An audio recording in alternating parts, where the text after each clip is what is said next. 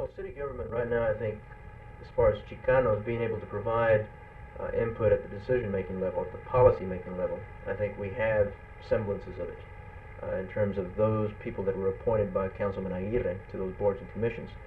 But that's in an advisory capacity to a great degree. In terms of administration and being able to formulate administrative policy as far as staff or whatever, I think we have very limited input.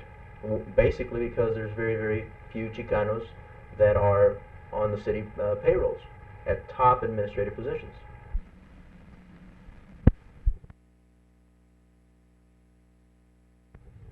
My occupation is working for the Community Action Program, which involves in contact with various groups, segments of the community, society, whether it be the low income or indigenous or whatever. This is one thing that the community understands, that I'm left at a vulnerable place whenever I'm accessible to the community. So I don't believe that the arrest won't affect me any at all.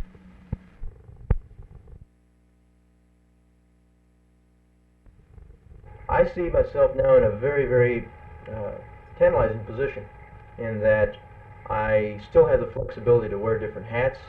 I'm a professional.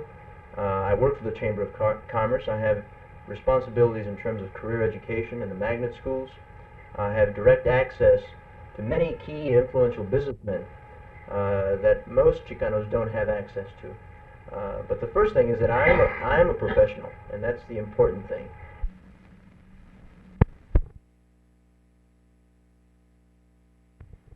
I don't have any immediate plans to run for office.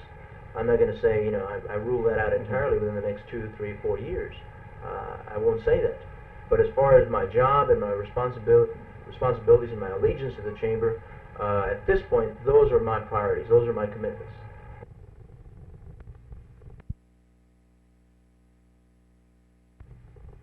You got people now that have been appointed to whether it be the Planning Commission or the Park and Recreation, which has the blessings of the power structure, and they say, well, these are Mexican Americans that are not going to rock the boat. These are people that they're going to be able to lend a leadership to a certain extent.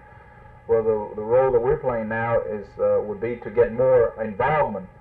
I'm motivated.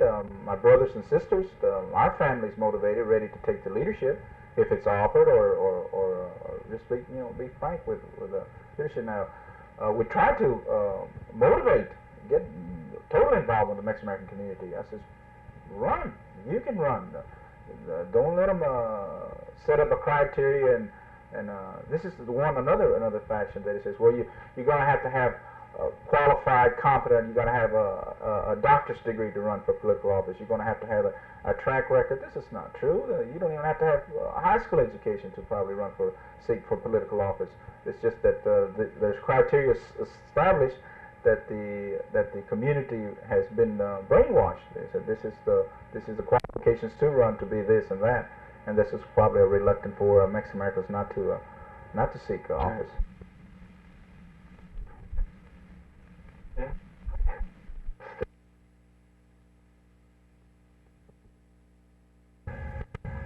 Do you believe, in other words, that the arrest? You believe, in other words, that the arrest was politically